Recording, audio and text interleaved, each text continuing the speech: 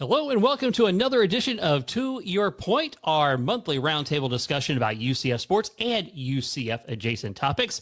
I've assembled a great crew here once again to discuss 5 topics. We do a rank 'em segment, and of course we do a nightcap segment where the guys will pontificate about the topic of their choice. So without further ado, let's get things underway. I will introduce each member of the panel during our first question.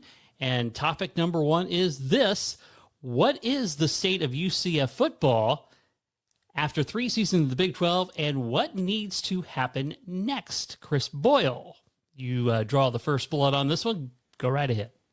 Well, happy holidays, and sorry for the worst lighting setup in the history of time.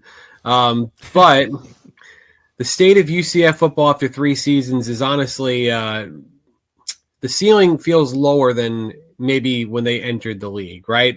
When they entered the league, we got the invitation.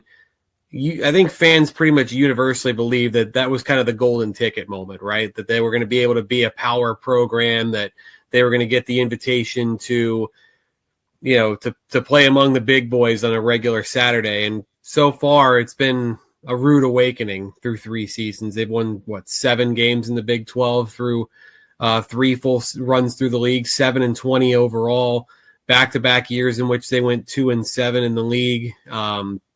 So it's been a tough go, right? It's been a lot harder, and that comes with sweeping changes in the sport through that time span. The unlimited use of the transfer portal, the introduction of the wild, wild west that is name, image, and likeness, and revenue sharing, etc., in which were obviously well behind the 8 ball and not as well positioned from an infrastructure standpoint as their competition in the league and the teams further afield in other major conferences. So I do think that ultimately they can be a winning team in this league. I think that there's too much talent in the state of Florida. The coaching staff, I think, did maximize a lot of what they had this year. There were obviously opportunities for additional victories, but this was a pretty inexperienced offense. We all knew that from the get-go. The defense played about as well as you might have hoped or expected throughout the course of the season. So I do think that there's still an opportunity to be a winning team in the Big 12 as the years go on. But obviously right now, I think walking in and taking over the Big 12 or taking the league by storm is kind of past. That moment's passed by now. Of course, Chris covers the Knights for the Daytona Beach News-Journal. His counterpart from the Orlando Sentinel is Matt Murschel. And, of course, Matt is all in the holiday spirit, the Christmas sweater, got the eggnog sipping upon, doing a great job there bringing the holiday spirit to the show. Matt, what is your opinion on the state of UCF football? Well, I think when you look at, where they've come for the first 3 years in the Big 12, I think it's been a learning process. I think coming in, they've experienced some of the highs and some of the lows that come with making the move from a group of 5 to a Power 4 conference. I mean, you've had great moments where a top 25 opponents have been in your home and they played good games. They beat an Oklahoma State team a couple of years ago at home.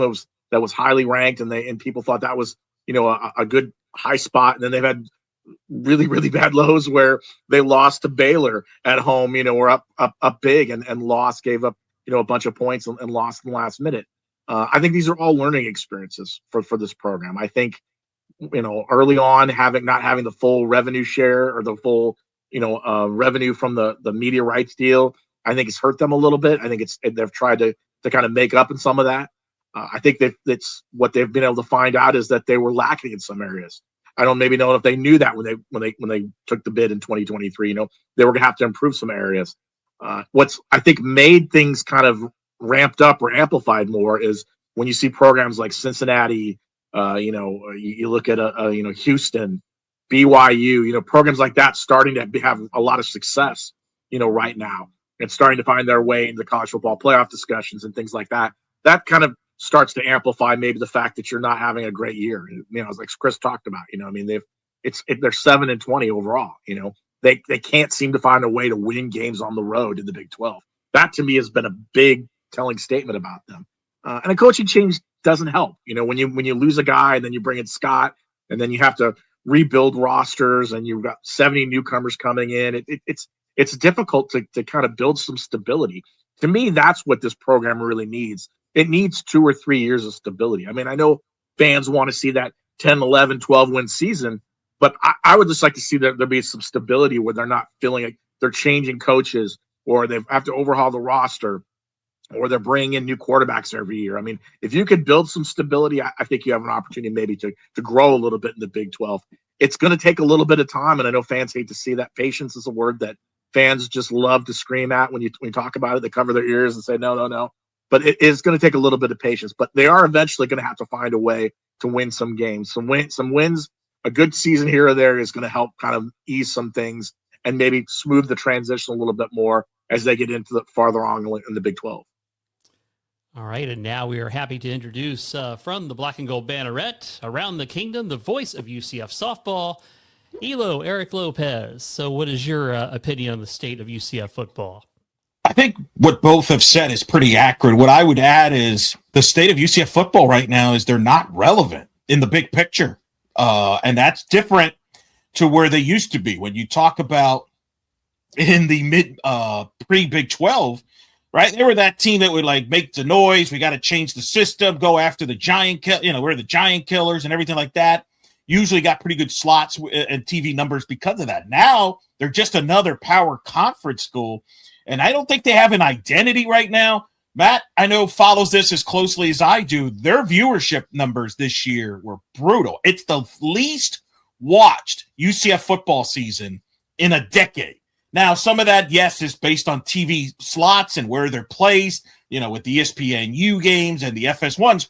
But part of the reason why you're put in those spots is because how you're playing. So that tells you right now there's just not a lot of buzz around this program. And while I agree with Matt about stability, can you have stability in this era is the big issue. I mean, watching the UCF play Texas Tech and BYU, the two best teams of the Big 12, but especially the Texas Tech game, I'll use a NASCAR reference. That's the Daytona 500. Texas Tech is right now in the poll. They're leading the race. UCF looked like they were a lap down in the race.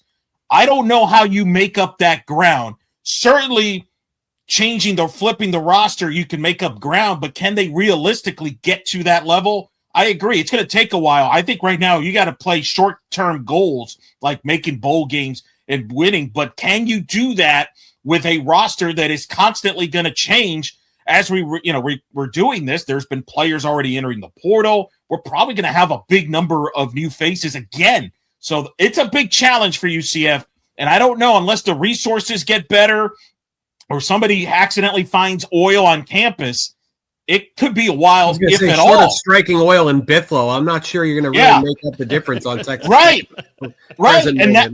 And if you look at the teams in the playoffs, they're all putting in money, especially SEC schools, Big Ten schools, Texas Tech. How do you make that up for UCF is the biggest question, I think, between now and the foreseeable future. Well, what we've learned, too, is the revenue share cap doesn't mean anything. It's how competitive you're going to be is how much over the cap and how much auxiliary NIL are you going to be able to shave off the cap. I think I forget who wrote it for 24/7, but someone went into detail about how Auburn is planning under Alex Golish to potentially field about a $30 million roster with a $20 million cap, right? That's really what's going to be the key piece to this for UCF is how much can they afford to go beyond the limits in which we expected there to be. I don't think the limits really exist for some of these places. At least they don't feel like they do right now. And one of those teams just happens to be in their league throwing money around like confetti right now.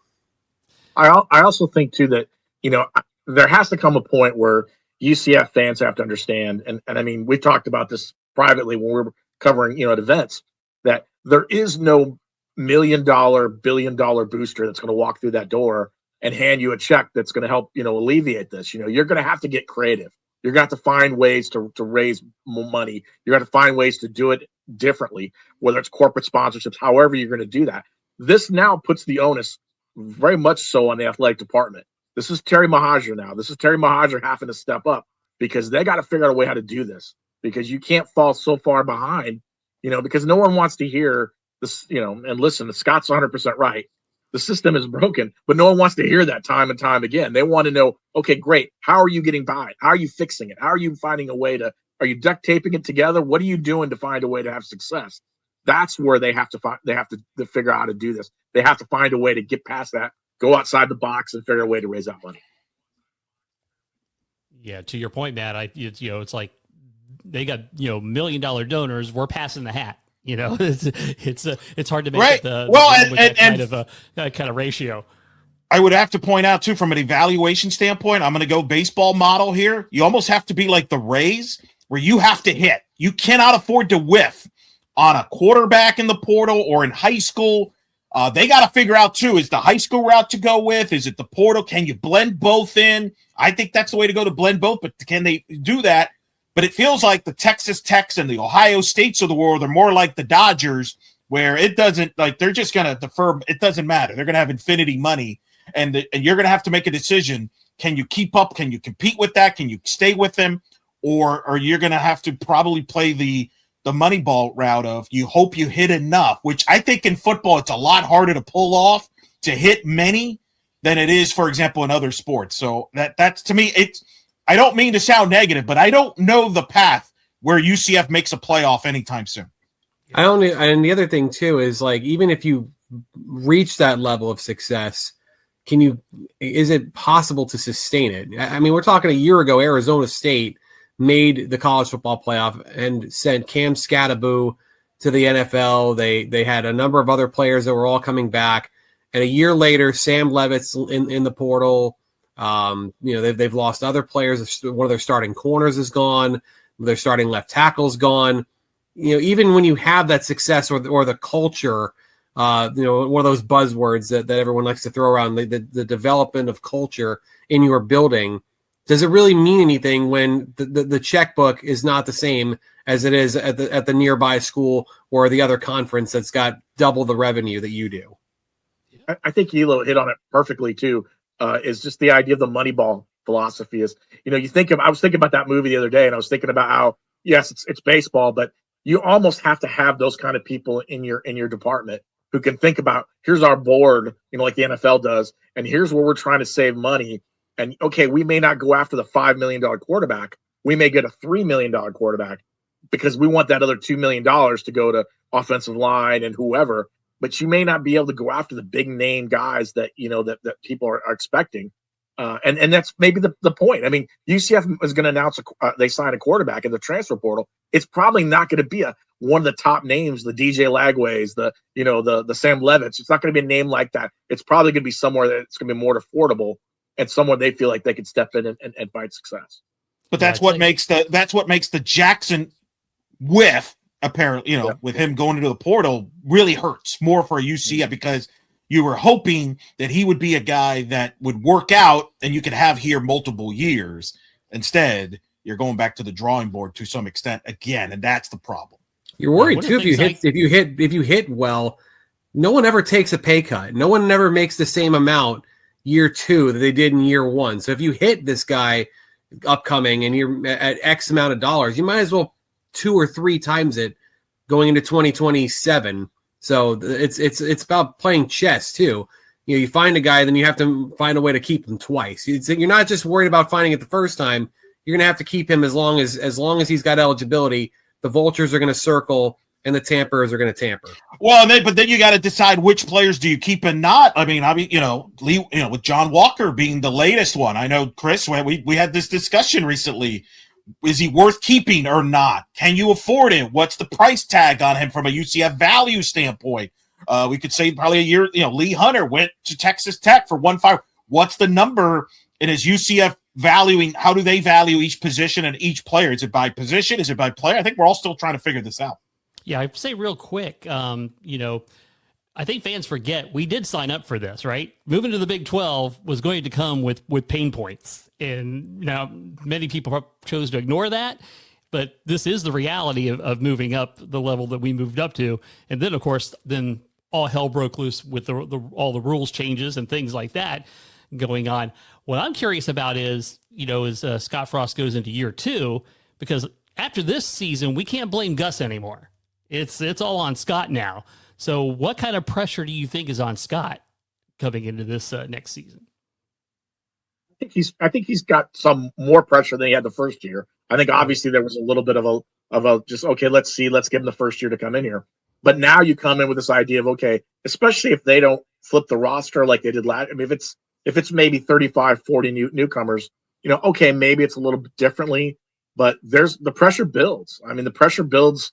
You saw, I mean, what's going on in the Big 12. More teams are coming up, and you can't fall farther and farther behind. You're gonna have to find a way to have success, and if you can have some big wins and those big moments, I think that'll help. But no one wants to watch a team walk into Waco and get blown out 30-3 and look like they weren't prepared. I mean, they want to see a team that at least comes out there and fights. If they lose games and they lose close games, then you have something to say. We were fighting to the very end. But when you get blown out in some of these games, it just and you don't look like you're prepared. That's when fans start really turning quickly, and the pressure really starts to mount. I think the pressure's more so to just win outright is to score. They want to see the evolution of Frost. They want to see this 2.0 offense that obviously wasn't as fast with purpose. It wasn't as sharp because of experience.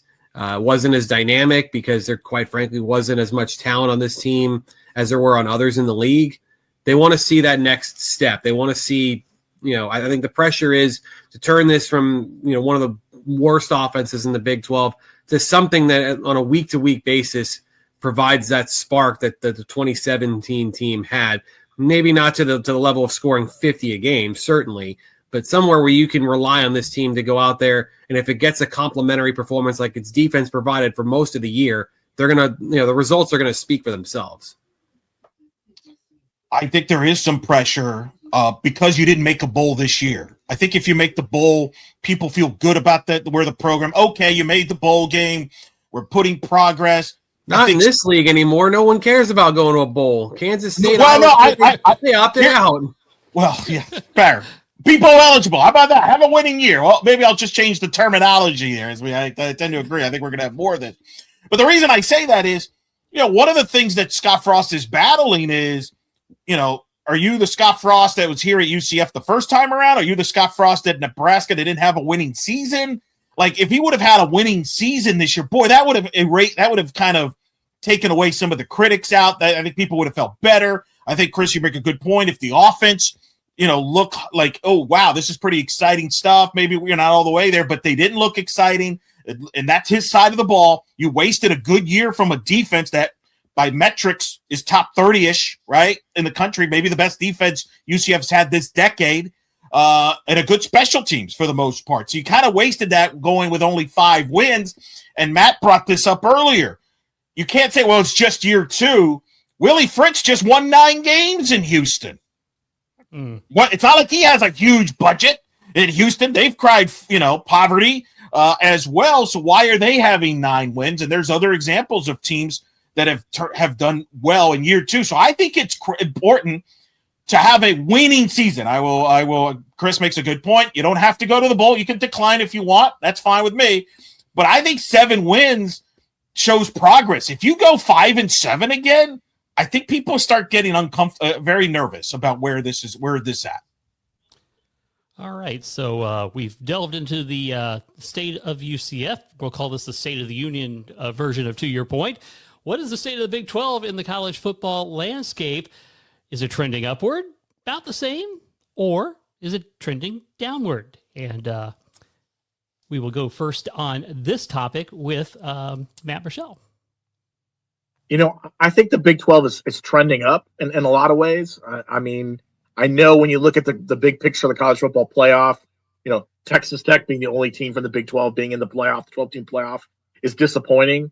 I mean, we talked to Kalani Sitake, the BYU coach, the other day on Monday, and I asked him about, then they're upset, they're frustrated. They've won back-to-back seasons where they've had 11 wins, and they still can't find a way to get in the playoff. So I think there's a little bit of, that kind of, okay, we need to do that. We need to find a way to get more teams in the playoff. But when you look at the overall stability of the league now, you look at what, Brett Yormark has been able to do with some of the deals he's putting together. Basketball has never been better. You look at how they perform really well. The other sports are really starting to pick up, a lot. I think the fact that the teams that he brought in the last couple of years for football and everyone overall have had success. That's really been a good sign for them to see the Houstons, as we just mentioned, Cincinnati's, BYU, Arizona State, all those schools starting to have success. I think that's something that's going to be helpful for them. But I think what's going to come down to is, one, you got to win. You're going to have to find ways to win some titles. And two, you're going to have to try to get some teams in this college football playoff. And so when they're debating this, coming into January about the future model, if they go to 16, you almost got to make sure they get more of the Big 12 teams in there, because it's disappointing to see one team get in. Not taking anything away from Texas Tech, but it's disappointing to see only one team get in there when you had a really good year, when you had several teams that really played really well. Let's look back. Last year was the same scenario, with Arizona State, and they had a couple of teams. BYU could have been there as well again. So that's where I think they need to make their biggest strides. All right, Elo, what's your state of the Big 12 answer? All right, so is this football or all? Are you including all sports on this? Because we'll college football landscape, yeah. Because from a football standpoint, I think there's some. I don't know if it's down, but I don't know if I agree if it's up, because I don't think the perception's very good with the Big 12. I think, in a weird way, they're number 4, even though you could argue they're a better overall league than the ACC is in football. But the ACC has gotten multiple teams into the 2-year playoff. The Big 12, nobody even discussed BYU as an at-large at all. The last 2 years, nobody even considers that. And I think part of that is, I think there were some programs that was disappointments this year. Kansas State had high expectations, did not meet that. Neither did Iowa State. Remember, that was the big Ireland Bowl, 2 Big 12 title contenders. Didn't really materialize into that. Plus, you have some of your top coaches leaving for various reasons, with Kyle Whittingham stepping down at Utah, Mike Gundy getting fired, coaches being rumored to go elsewhere, Matt Campbell going to Penn State. So I don't know from a football standpoint where the Big 12 is. The one positive I would say is I think Texas Tech is a legitimate national title contender. And I think if Texas Tech can get to the Final Four or get to the national championship game, that will help the league and its perception. And I actually think it's good to have somebody to chase. And I think that'll help the Big 12 moving forward. But I'm not sure the PR is there from the Big 12 in the football like it is, for example, in men's basketball, which clearly is the number 1 conference right now. If you looked at what they've done in the pre-conference, it's got a chance to be a 9-10 bid league and be the best conference. And then there's the other sports that are doing very well as well. But I think football-wise, honestly, I can make the argument that football in a weird way is right now one of their weaker sports as far as all sports, which is odd to say. And, that is a revenue maker. So I think they're way back of the Big Ten, the SEC. And, depending on what you're looking at, they're competing maybe behind the ACC. Who knows? Yeah. Well, I knew you wanted to probably talk about, softball in the Big 12, but softball could be the number 2 sport this year, RPI wise. Baseball is very good. Volleyball and soccer had great years. So I think overall, if we're just including overall, I think the Big 12 is upward. It's a strong league. It's proven it could survive without Texas and Oklahoma.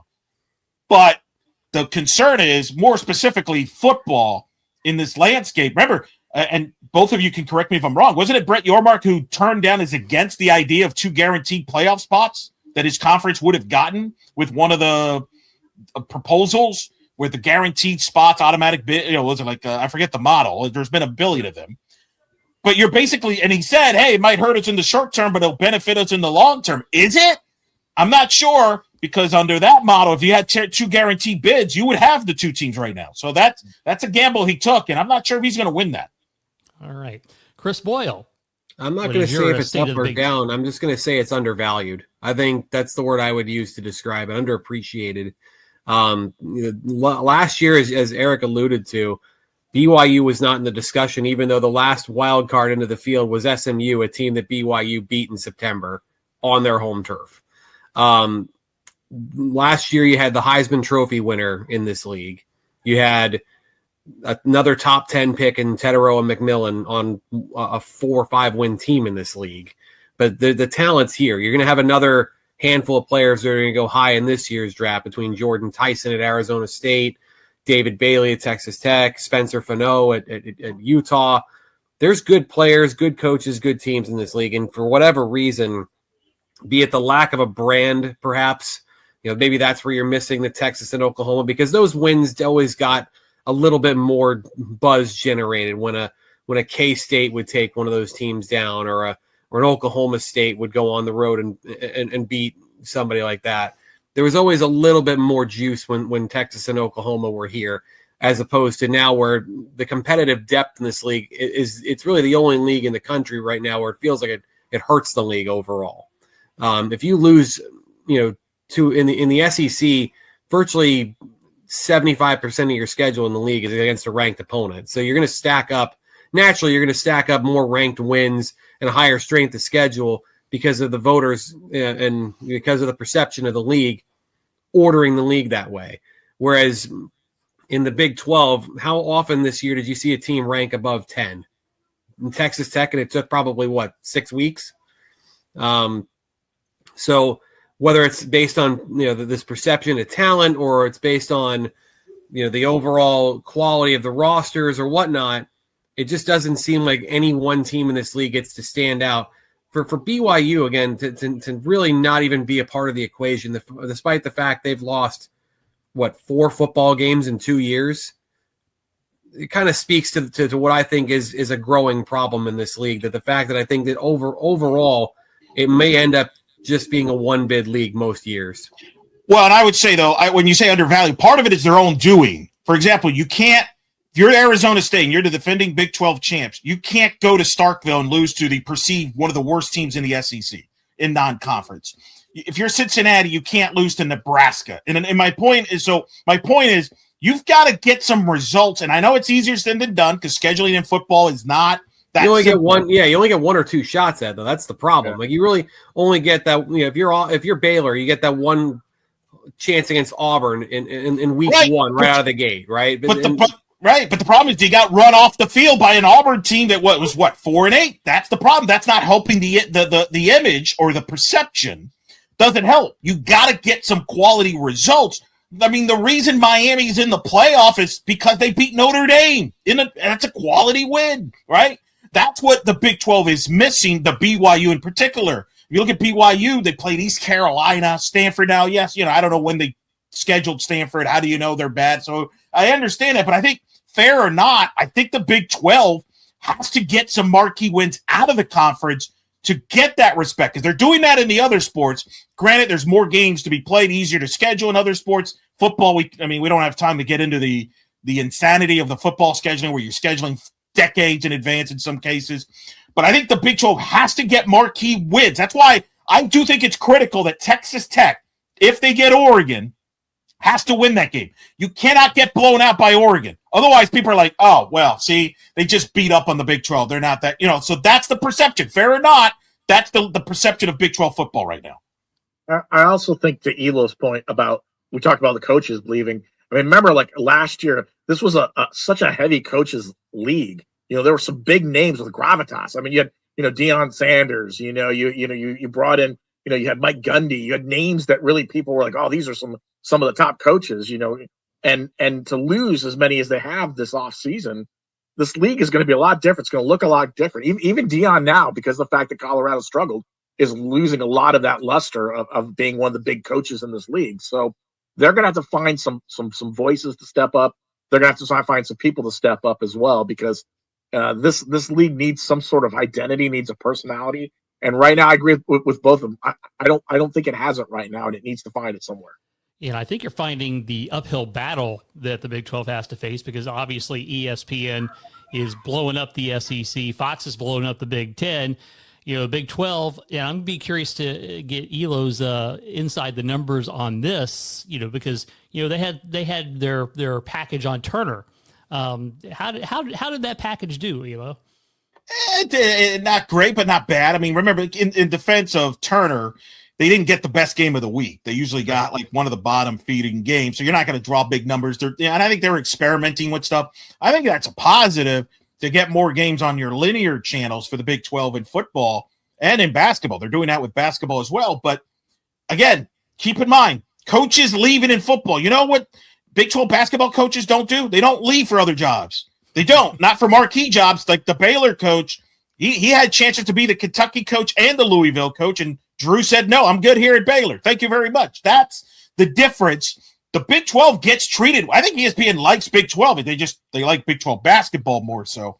Football, needs consistency, and they're going to need certain schools. And I think Matt made a great point about Dion. That hurt them a lot, them being bad. They need Dion to be relevant on the field, as bring those eyeballs, because that helped the Big 12 a year ago. And it's one of the reasons why the Big 12 as a viewership football-wise overall was down this year, was because Colorado was down. That's a big problem. So who is that face for the Big 12? Like every conference has it. You know, in the Big 10, you could count on Ohio State to bring eyeballs. Michigan, SEC, as deep as it is, you talk about Alabama's and the Georgias, they're going to bring eyeballs. The ACC, the irony of the ACC is kind of quirky because Miami brings eyeballs, Florida State brings eyeballs. The problem is Florida State is terrible. So that ain't help. That's the ACC's issue. The Big 12's issue is who is that brand that could draw those viewership? The BYU, part of their problem was that last game against UCF, and a pretty big important game for them, was demoted to ESPN2 for a 1:00 kick, which is bizarre. That's a problem that I don't know how you fix, except, again, I go back to win those marquee non-conference games, and all of a sudden people are talking about you. All right, it's time to do our halftime segment of the show. We call it Rank 'em, where I ask the panel to rank a topic that I have brought up. And, of course, in the spirit of the holiday season, rank the top 3 gifts you have ever received. And, Elo, you get the first nod on this one. All right, so I have to throw this olive branch because my birthday is literally 5 days before Christmas. So you're getting the double. Yeah, well, I used to. Younger Elo used to get double. Now it's just like, all right, here it is. And I got to figure out, wait, is this a birthday? Is this the Christmas? So it's kind of misleading a little bit. That's all I'm saying. The older you get. However, I will point out my top 2 as a youngster, I got tickets to the Miami Heat playing the Chicago Bulls with Michael Jordan for his first three-peat, the third year of the first three-peat at the old Miami Arena. I got to see Michael Jordan live. That was a birthday gift, Christmas, and a gift. So that was pretty awesome. Another one, handful years later, I got tickets to see Dan Marino and the Dolphins host John Elway and the Broncos in 1998, which would be like their last time they would play in the regular season. I think they played in the playoffs. Denver won, but so to see that in person is pretty remarkable to there. So as you can tell, obviously got me hooked on going to live sporting events. Really, those events got me hooked, and thankfully now I partly work to cover a lot of live events. So that's a big factor on all of that. And then my third one I would say would probably have to be when I got the collection of Seinfeld every season. That's my third one. All right. I got that one year too. Very nice. All right. Chris, your top 3 gifts that you have ever received. Right. So the third one, I'm kind of torn between a few things. Probably like, when you're a kid, that first bicycle that you get, or, that's always kind of memorable. I tried roller skating. It did not go well for me, but yeah, I'd say the first bicycle I ever had, getting to learn how to ride that, and that skill carrying over through life was always good. Number 2 would be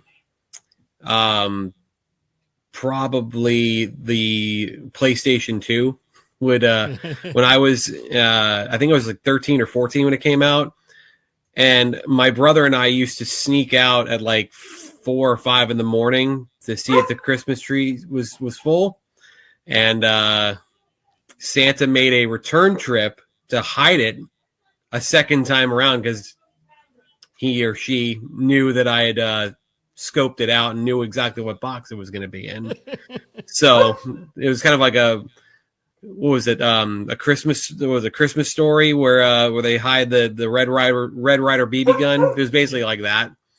But number 1 by far was a gift I got the day after Christmas in 2016. I remember the dates because we were watching Monday Night Football, kind of an innocuous game between the Cowboys and the Lions, and my wife had to quickly run out the door and go to Target. She's like, I had to go get something. I didn't know what it was. She came back with a gift bag. I'm like, Christmas was yesterday. What are you doing? And it ended up being like a baby book, some baby clothes, and some stuff like that. And I found out I was going to be a dad for the first time. So that was far and away the best gift I've ever received. That is pretty awesome. I thought you were going to have getting a dog. Good luck, Matt. You only got to follow that one. Why throw the child at me? Come on. Drop the kid card on you. Chris, I thought you were going to say that getting a dog for Christmas was going to be one of those there for a second there. All right. Okay, Matt, follow that one. I'm glad it's not me. Yeah, I'm glad. So I'm going to follow up his announcement of having a child with the when I was a kid, I was one of the lucky enough to get a Millennium Falcon.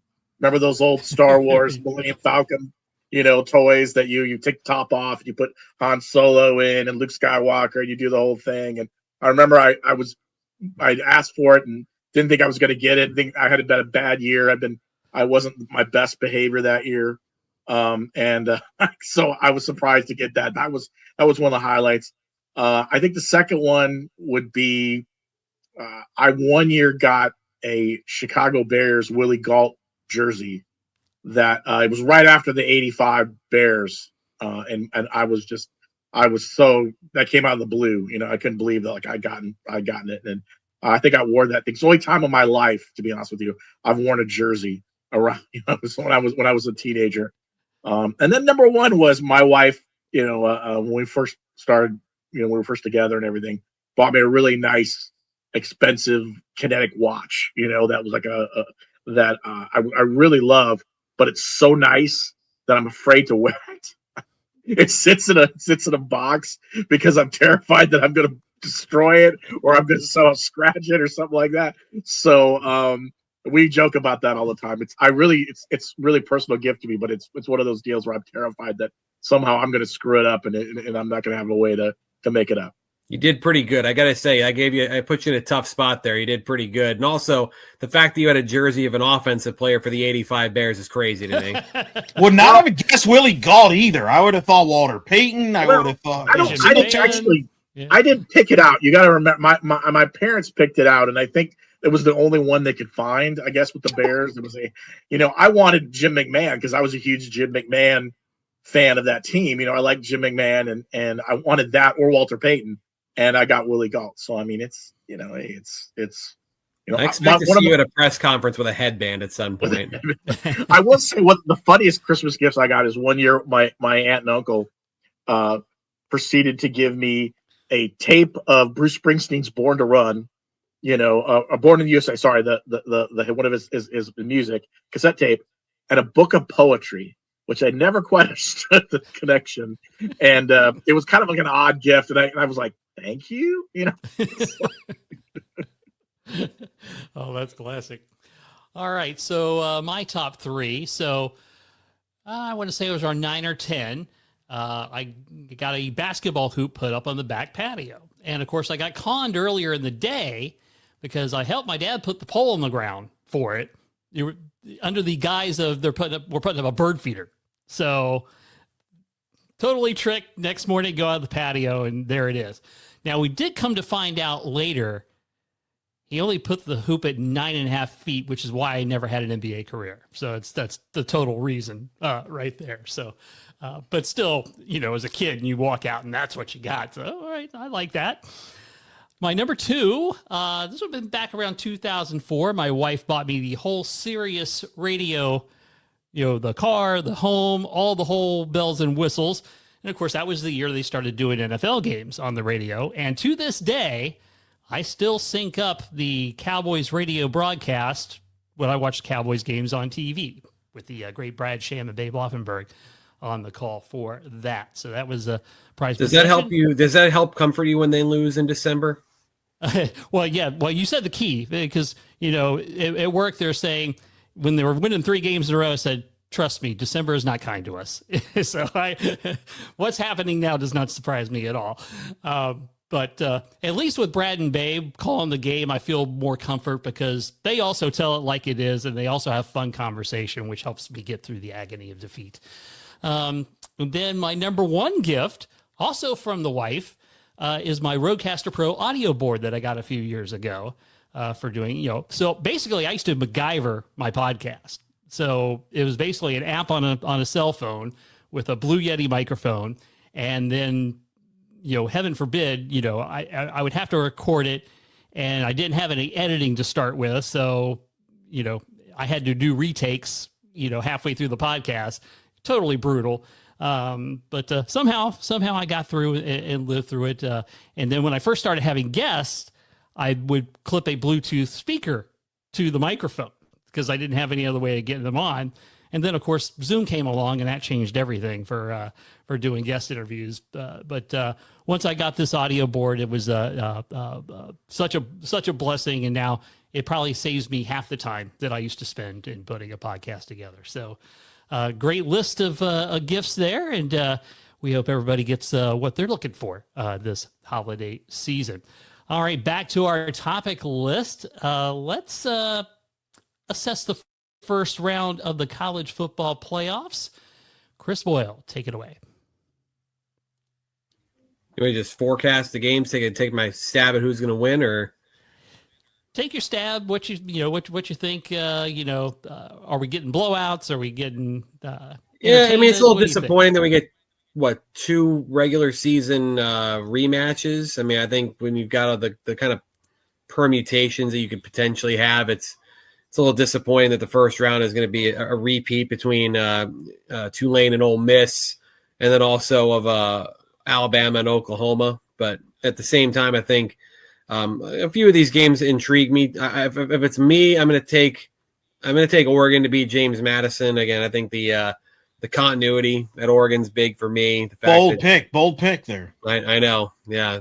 I did not go with the team that won the Sun Belt. But you know what? James Madison fully deserves to be there as the fifth AQ champion. I would have been – I think it would have been a bad look if they had taken a 5-loss Duke team with several losses outside of the Power Four instead of a 1-loss Sun Belt champ. So I think it's a good opportunity for that program to get into this field. I'm going to go with Alabama to win on the road over Oklahoma. I think that might be maybe one of the upset picks, I suppose. I mean, Oklahoma's been quite good defensively this year, a lot better than in years past. But I feel like Alabama's got a gear that they have yet to hit here in the month of November. They've played some, quite frankly, pretty poor football, and they're a little bit fortunate to get in after the way they played against Georgia. But I do expect some sort of response over the next few weeks and for Ty Simpson to play a better game by the time they get to Norman. I'm going to go with Ole Miss, but I think it will be closer. I think John Summerall's got a point to prove for Tulane.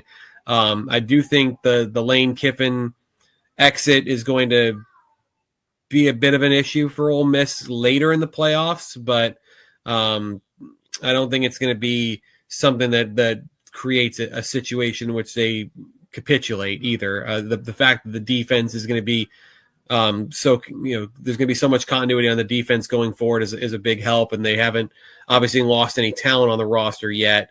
That's a big thing for me. And then the other game, the marquee match of me is Miami, Texas A&M. I think this is the best game of the four by some distance.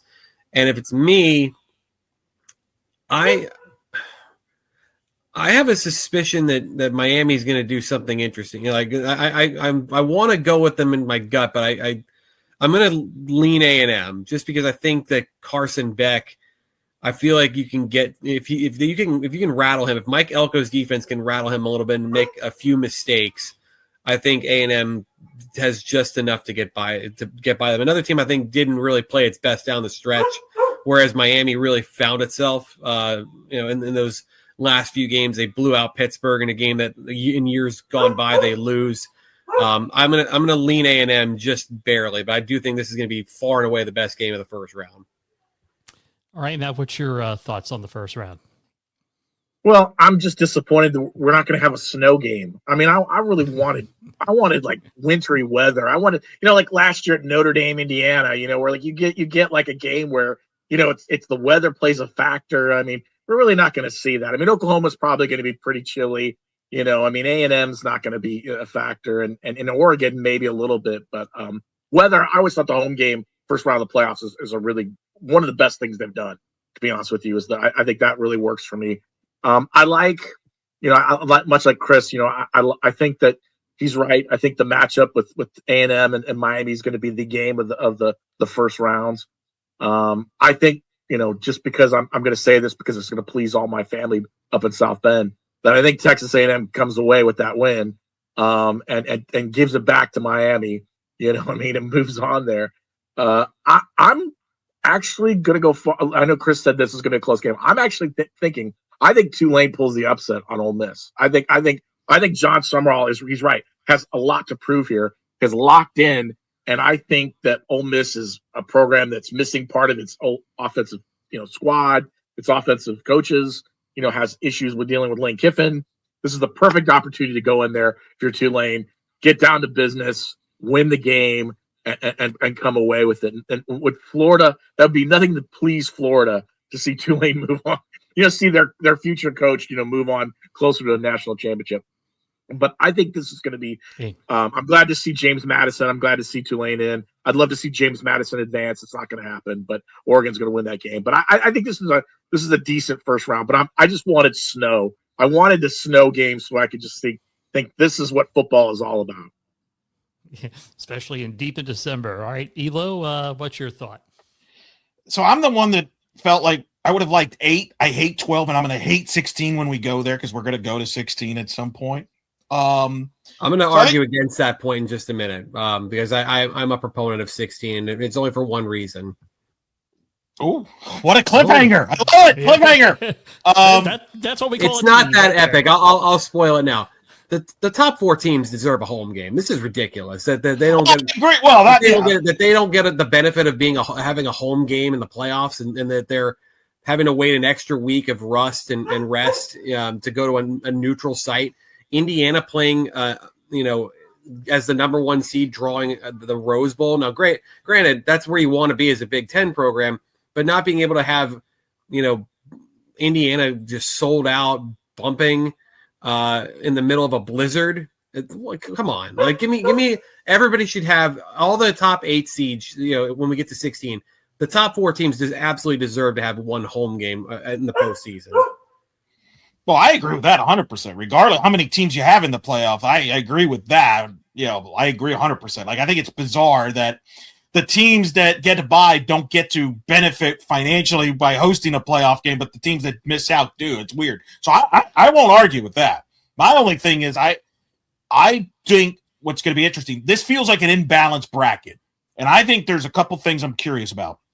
I think there's pressure on Tulane and JMU to show up and play well. They don't have to win, although if Matt's prediction is correct, that would go a long way from us. Boy, Ole Miss is going to be thinking about, well, maybe we should have kept the coach that playoff game, maybe, because that's going to be brought up. But if they don't, if JMU and Tulane get run off the field, that narrative is going to come out after those games. Why are these teams in? And that, kind of like last, remember, everybody just was anti-Indiana and anti, I think, SMU. And so there's going to be a reaction to these results. And if those teams just be competitive, show that you belong. If you get blown out by 40, 50, there's going to be a lot of rhetoric about whether they should be in the playoff moving forward or not, and how do you have it and all that stuff. So that's number 1. Number 2, I'm interested to see how Miami and Alabama come out, because those 2 teams were the last 2 to get in. I personally believe Notre Dame's better than both of them, but I understand why Miami and Alabama were put in. I don't think it was I understand why they were in. That being said, Miami had a lot of campaigning and a lot of support. They need to show up. Don't lay an egg in College Station.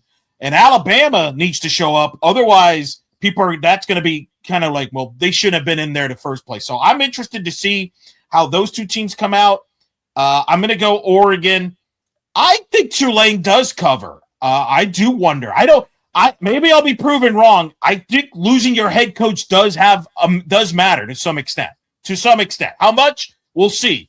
And then I like Oklahoma only because I feel like everybody's picking Alabama. Alabama's technically the favorite, I think, last I looked.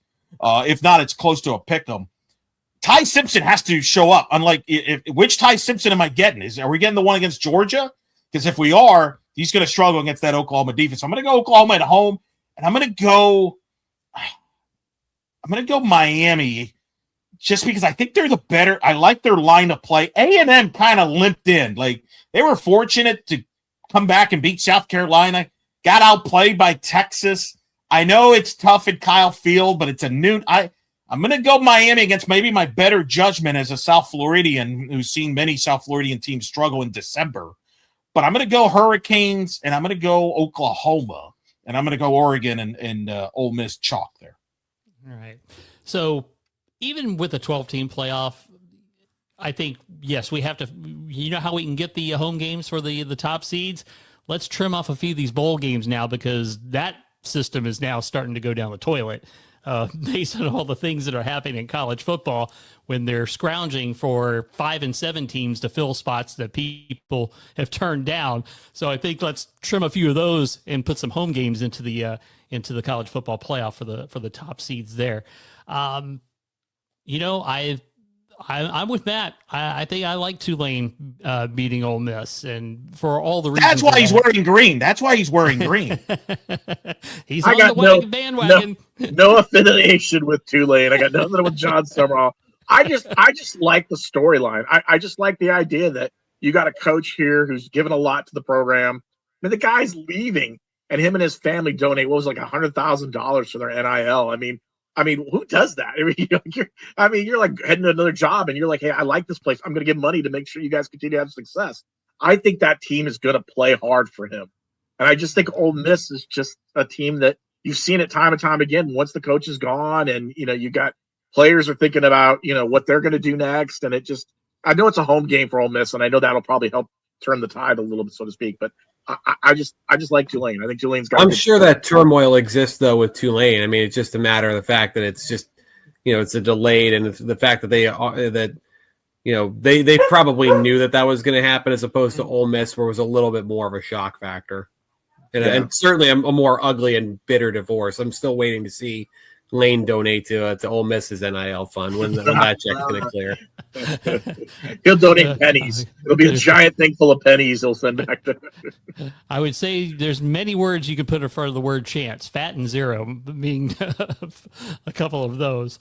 I do like Oklahoma to beat Alabama. I like Texas A&M over Miami. James Madison, they unfortunately are drawing the hard card in this first round. I love the fact we got 2 of the group of 5 in there. I mean, I thought the committee was going to try to find a way to resurrect Texas before they would let 2 group of 5s in. But the fact is the ACC kind of really forced their hand there and screwed things up as far as that went. But first round this weekend. So we are looking forward to that. And of course, that will lead to the road to the championship. And let's get thoughts now on who our panel thinks will win the national championship. And let's go with Elo on this one first. I'm going to go Georgia. I think Georgia started peaking at the end there. Looked like Georgia from the past. And I like their draw. I like Georgia over Texas Tech in Miami, the national championship. Let's go, Big 12. Let's go. Let's make some noise. The best money there. I think Texas Tech will shut down Oregon. I think they would beat an Indiana, if they play them in the semis. I'm not sure Indiana gets to the semis, but if they do, I think Texas Tech has the defense. They have the running game. I'm going to go bold here. Texas Tech, Georgia in the national championship game with Georgia winning. All right. Chris, what about you?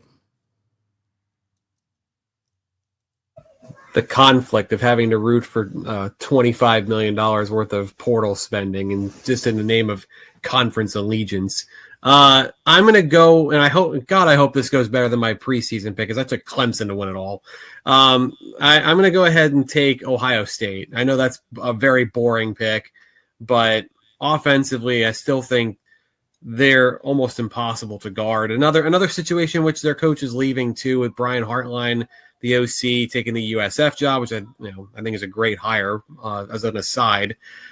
But Jeremiah Smith, Carnell Tate, Julian Sayin playing at such a high level throughout most of the season, they always seem to need that one punch in the nose, right? That end of year, maybe they're not the best team in college football. They feel like they're always at their most dangerous when they give one up. So that loss to Indiana, I know the Hoosiers are riding into this thing with an enormous wave of momentum.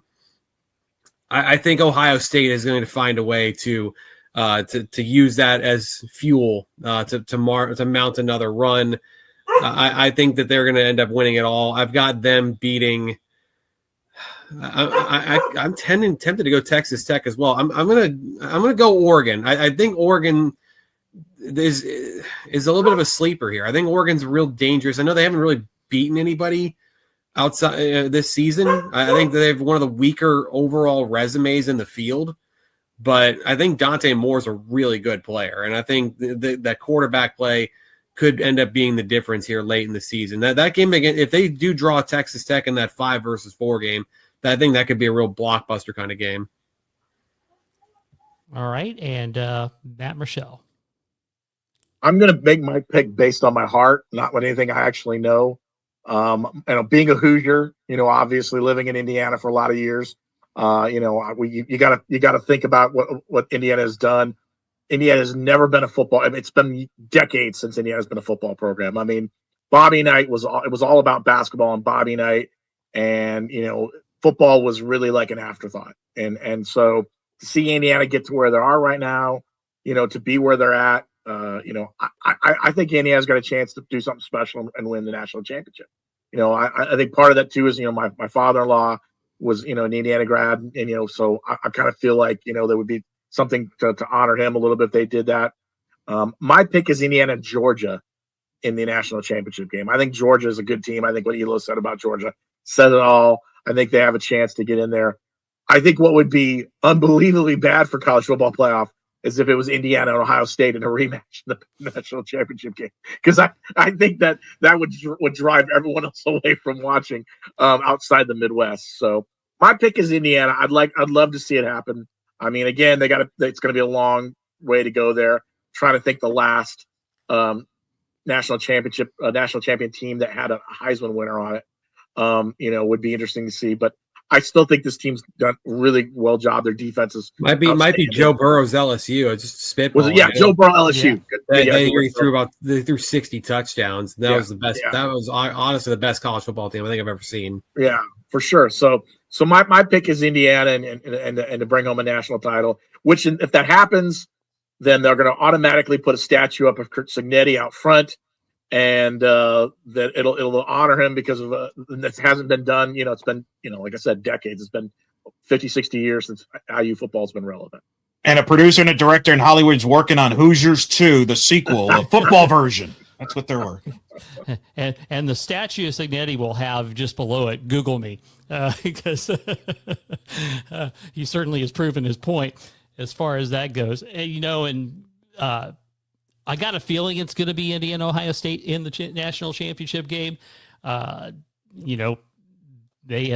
both are well deserving of that. Part of me wants to pick Texas Tech defense. This is come on, Jeff, support the brand, Jeffrey. Come on. I am all about the brand for sure. Because I believe in the going the defensive route to win championships, and they certainly have proven that they've got what it takes there.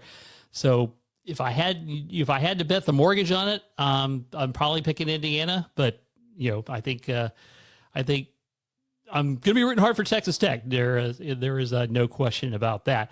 So I know you guys kind of delved into it a little bit, talking about the field and what happened with Notre Dame and things like that. Overall, do you feel like they got it right? I think overall, yeah. I mean, I think, again, is Notre Dame, you can make the argument for Notre Dame getting in. I think they looked at the head-to-head. I think what hurt this year, what really hurt the playoff selection committee was, I think having, Notre Dame ahead of Miami on a Tuesday and those two teams not playing, and then on Sunday flipping them, to get Miami in. I just think that left people scratching their head going, why wouldn't you just made that decision earlier on? I think there were some of those kind of moves where, again, the committee just, should have just said, this is what we're doing. I think there's too many rankings. I can't remember who was talking about this earlier about, just maybe not having as many rankings for them, maybe keeping it to the very end. That way, then you don't have this kind of, why is this team in? Why is this team not in? And I thought, it was good to see the two G5 schools get in, I think listen, playoffs the reason that we're doing a playoff for football is because the March Madness works and people love those Cinderella teams. And so while it's not going to happen as much in football, I think it's good to have a good look. It's good to have a team maybe that could come up and surprise somebody and have a run. I think people would love to see that. So overall, like I said, I think it was a decent matter, but I still think they still could have fixed some things. And I find it very interesting too, because even some of ESPN's own people on set are saying, yeah, we shouldn't have these weekly rankings anymore, which I thought I would never ever hear. Well, it's going to stay because people watch it. So that's content, and it gets people to talk from a radio business, from a journalist writing standpoint. It gets people churning. I agree. To me, the committee, I compare it to an Uber, where it gets you where you need to go, but you also wonder, wait, why do we take that long route when we could have just taken this route? That's how I feel about the committee. They got to the point where everybody wanted was Miami Notre, but they took the unnecessary long route to get there. Like, if you were going to just do it earlier. That's number one. Number two, I don't understand. It's not an Uber Black, right? It's not an Uber Black by any stretch of the imagination. No, it's not. The only thing I did not understand, how does Alabama get blown out by Georgia and doesn't drop? Stay at 9? What? That's ridiculous. They should have dropped. If you want to keep them in, we could debate that. That's fine. They should have dropped. Should have been a 10 seed. That would have negated these rematches. If you wanted, you could have had, the deal. They should have dropped. I don't understand how they didn't drop after they got annihilated by Georgia. That part makes no sense to me. Because there's 3 letters. That's why. You know exactly what 3 letters I'm thinking too. That's why they didn't drop a spot in the poll. I think for the most part they got it right. I can definitely understand Notre Dame's gripe to win 10 games in a row down the stretch. There are only 2 losses to be, the 7th and 10th best teams in college football. But at the same time, like their resume is just hurt by the fact they didn't really have any sort of signature win. USC was probably the best team they beat all year, and then Pittsburgh. The Pittsburgh win kind of gets negated by the fact that Miami also blew them out. So I get it, but I just don't think from a resume standpoint, it just wasn't the strongest year for Notre Dame. Even though the record's good, they just didn't have anything to really kind of, plant their flag on. At least with Alabama, they went on the road and beat Georgia. That they had that win in the regular season. They beat Vanderbilt, a good Vanderbilt team at home. They had a handful of other wins as well that throughout the course of the first, 2 months of the season that really kind of held the day for them. And then Miami has the head win. And I think you have to, from an optics standpoint, that still has to matter. Because like I said earlier, it didn't matter last year when it came to BYU and SMU. If you'd have done that 2 years in a row, I just don't think how you can really lend any sort of credibility to any of these non-conference games that happen in the first 3 weeks of the season. All right, gentlemen, are we ready for nightcaps? All right, let's do it. So each of our panelists has a minute or two. Good job raising the glass there, Matt, to deliver a monologue of any topic of their choosing. And Matt, you get to lead it off. I was thinking about this today a little bit. I saw later on this afternoon, Chuck Ninus passed away. And I don't know if a lot of people know who Chuck Ninus was, but I dealt with Chuck several times over the last 10 years, especially with UCF getting into the Big 12. He kind of talked a lot about that. Chuck used to be the commissioner of the Big 8 and was the commissioner of the Big 12 at one point, was really instrumental in helping, college football kind of advance to where it is right now. He had a big impact on the Big 12. He was the one that kept the league together at one point, when Texas and Oklahoma were talking about leaving, and A&M was leaving and Missouri was left to go to the SEC.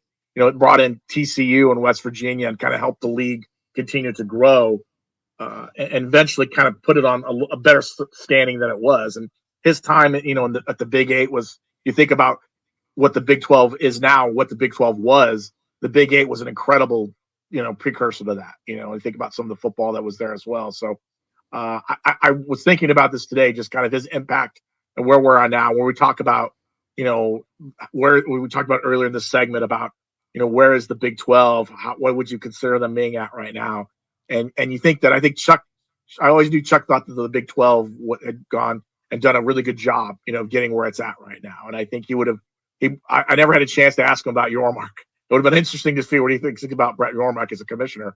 But he was just such a person that really stepped in and was able to kind of keep these leagues going at a time when things were changing in the college football landscape. We didn't even get into transfer portals, NIL, and any of that before he was there. But I remember just talking with him several times, appreciate his time and how much he really, was excited about the direction of the league. Even when I was asking about UCF's possible admittance to him, he thought, UCF would have been a good fit for that league as well. So I just wanted to kind of use my segment to kind of tip my hat to him and a guy who really had a kind of an impact on college football and the Big 12 as a whole. Well said, Matt. Elo? All right, let's get positive here. UCF, all the UCF talk is negative here. My goodness, the holidays here, folks. Here got some things to look forward to. You got UCF basketball off to their best start in the Johnny Dawkins era with an offense that is on pace, as I wrote on blackandgoldbanneret.com, to be perhaps the best in not just the Dawkins era, but in UCF basketball history. Will that be good enough to make the NCAA? Who knows? Because they're participating in the number one conference in college basketball that is projected to have half their lottery picks come from the Big 12. Some of them are going to get to see them play UCF, for better or for worse. But it should be an exciting basketball brand to look forward to. Then you've got UCF baseball, Jeff's favorite, with Rich Wallace. Got a brand new roster, top class in the transfer portal class. Do they bounce back from where they were 2 years ago, where they make the regional final? Softball returns to nucleus. I've heard about them. They've made 5 straight NCAA tournament appearances, going for 6 in a row with a core led by Sidney Ball Malone, who once again could make the case as the best head coach on campus at UCF. That's not even to mention tennis, made a round of 16. There is a lot of positives, folks, is my point, on the black and gold UCF. It's not all negative. I understand people are frustrated with football, but women's soccer, men's soccer got to the NCAA tournament, round of 32. Volleyball has one of the best young stars in the sport. Not all things are bleak at UCF. There's actually more positives than you might expect. You just have to take a look around it. And Elo, I love UCF softball myself, better than baseball. So okay. All right. Yeah. So there you go. All right, Chris Boyle, your nightcap, please. All that positivity, and then you bring me on. I'm going to feel like Eeyore here right now. I just think people need to recalibrate their expectations, and I say this kind of, having just covered, 2 players in Malachi Lawrence and Paul Rubel to combine to play 11 UCF seasons. People just need to I feel like they need to recalibrate their expectations of what modern, tenures are going to look like. I think when you see John Walker, for instance, a player that chose UCF over Ohio State, Florida, Michigan, Miami in high school, and then 3 years down the line leaves. He still made 25 appearances for this team, started every game this year, gave what he had to the program for that time. It's quite frankly just a different era of college football in which you're not going to see a lot of guys stick to a program all the way through when there's a free market society and an opportunity to cash in well before getting to the pros. And even today, I think the number now is up to 16. We still have about 2 weeks until the portal actually opens. So that's terrifying. That's just exhausting as a writer covering this sport. But even some of the lesser players, Jamal Johnson gave 4 years to the program. Cam Moore gave 4 years to the program. I think you kind of tip your cap to a lot of these guys. If you get 2 productive seasons out of most players that enroll at your university and play for your football team now, I think you probably take it. Would you love to see a guy start as an 18-year-old freshman, work his way up, become a 23-year-old player, 22, 23-year-old player, go off to the NFL draft and represent UCF? Sure. But the realities of college football are going to make that harder and harder to find as we go along. All right, and my nightcap is going to be pretty short and sweet and to the point. Be kind to one another. And in the spirit of the holiday season, let's be patient. Let's care for those who need it. And let's just all get along. That's going to be it for this edition of To Your Point. For Matt, Eric, and Chris, I'm Jeff Allen. Thank you so much for joining us.